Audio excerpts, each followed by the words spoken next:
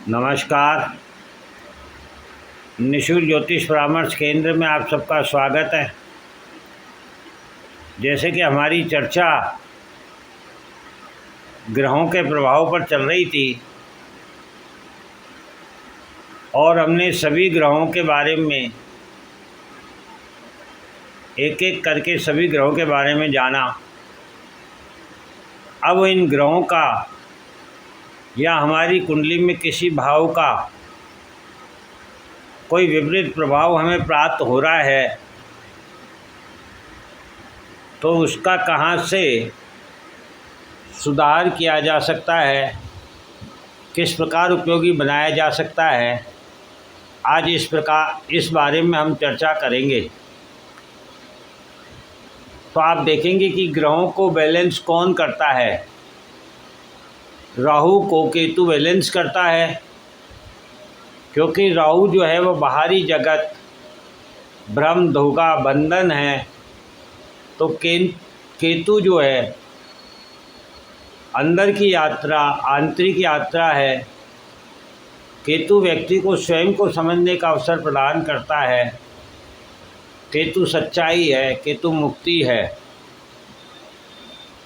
इसी प्रकार से मंगल को यदि कुंडली में 1 नंबर मेष राशि प्राप्त है तो ठीक सामने 7 नंबर तुला राशि शुक्र की है।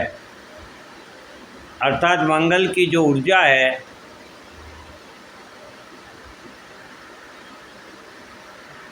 उसे शुक्र की शीतलता और सौंदर्यता बैलेंस करती है।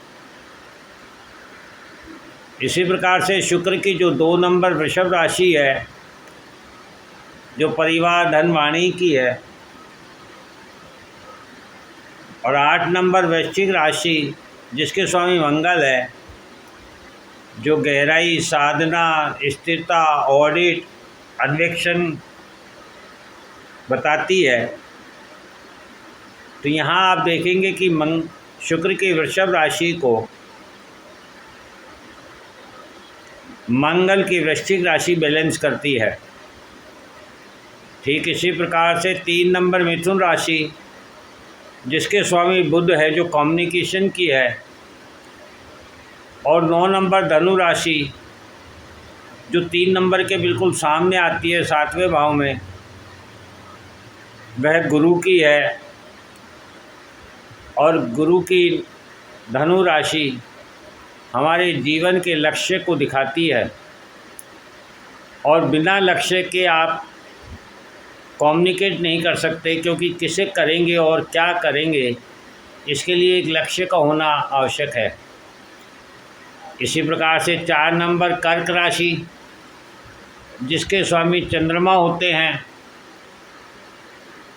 चंद्रमा हमारे मन, सुख, भोग, सुविधा के कारक ग्रह हैं, और ये सभी चीज़ें हमें कर्म के द्वारा प्राप्त होती है।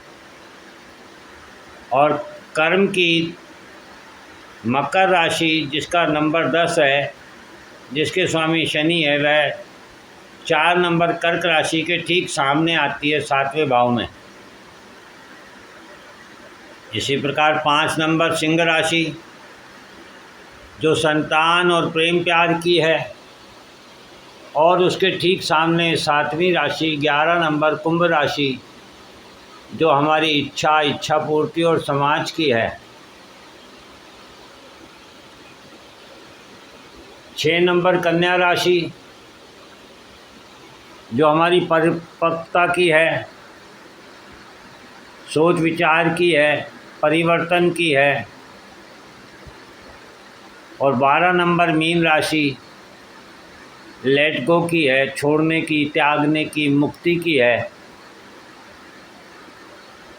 इस प्रकार से आप जान सकते हैं कि आपको प्राप्त हो रही समस्या किससे संबंधित है, भाव से संबंधित है या ग्रह से संबंधित है।